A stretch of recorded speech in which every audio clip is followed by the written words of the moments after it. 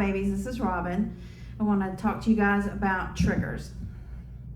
Triggers are something we generally have. Human beings, we know about this, especially when I get an argument, somebody pushes that button, and then you have to look at the button and say, why is that button there? Why does it upset me so much when certain people say certain things? Yeah, we all have that. However, in my control program, they installed under hypnosis triggers that we're completely unaware of most of the time, and even sometimes when people trigger us, we don't even know we've been triggered, at least not until we start healing. So what happens is we can have words like Jesus, literally his name, words like the blood of Jesus, or the blood of Jesus is a lot. Don't mention blood to a lot of SRA survivors. Just be ready, if they're new and they're healing. So certain words like that, sin, sometimes they'll put that so that when we do approach salvation and we are processing it, when we start hearing church people say these words that are not bad words, especially that one, but what we do is we freeze up or get angry or start and go into fight or flight mode, or we go into fight mode.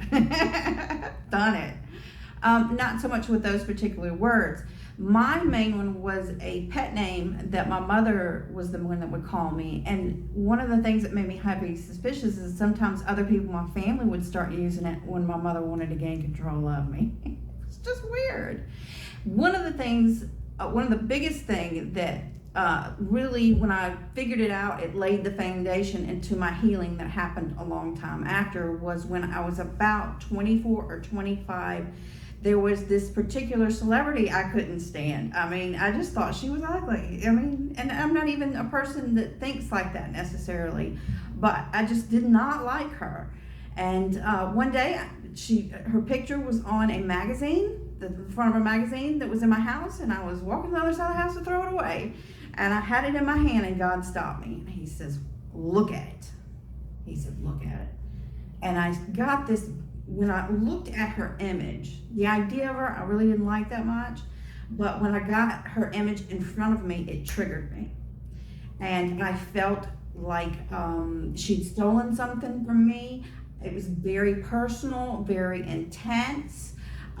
Very bizarre, because the fact that I don't even know this woman, neither does she know me, nor, what could she possibly done to me? And I recognize this. Why do I have these intense feelings of hatred to a total stranger? I do believe now that the cult gave me something that weird so that I'd tell people I hate her and talk about how she stole something from me. I don't know her. She's from the other side of the world.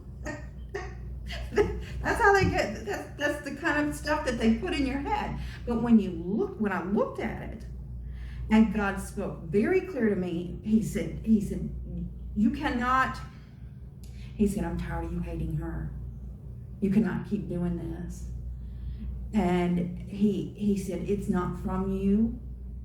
And he just left it there, and then he started working on me as far as me thinking about why I had certain very sudden emotional reactions to things that I didn't understand. Why do you feel what you feel? What does that remind you of? Is it an appropriate feeling? I had been, and I was pretty smart emotionally, even before I began memory recall and the healing process. But in the memory recall process, I did learn about multiple triggers that I had. I did not have the typical ones that I see in others. Mine were just random things. The pet name was a major control tool my mother used over me. God showed me how they did it, how they had put me under hypnosis, and she was present for that. She would say it and in a certain tone, and that tone would it was like I wanted to just claw my way out of my grave, just like fighting for my life kind of feeling. Why?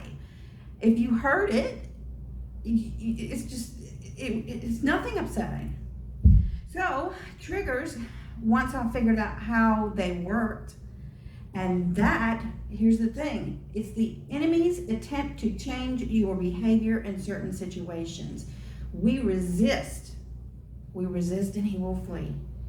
So what you do is you just look at it and don't react that way. You don't have to go completely the other way every time. But like the enemy's trying to block you from Jesus if he gave you that, if you had that particular word. So maybe, you should look at him because he's kind of great. And over time, triggers become absolutely useful, because every time I have thought of them, I remember that I was being blocked from a certain behavior or pushed to a certain behavior. Like it would make me want to fight. Well, fighting typically is bad. Physical fighting is bad. So that's how that worked out for me. And it's almost funny sometimes. We had a sticker on something we owned with that pet name on it, and me and my husband got a laugh by the fact that it just never occurred to me to be bothered by the fact that that name is just sitting there in plain sight quite often. Anyway, that was wonderful. So what I try to express to others is to just look at it. Why do you feel that way? Why does that make you mad? And still to this day, I'll get mad when certain people push certain buttons because they're important things to me, but I don't feel like I need to throw a punch. I just need to, maybe there's something I think I needs to be changed. I can be reasonable about it. Anyway, you guys, we are continuing on this series. It's starting to move quickly, and I hope to see y'all again soon. Bye.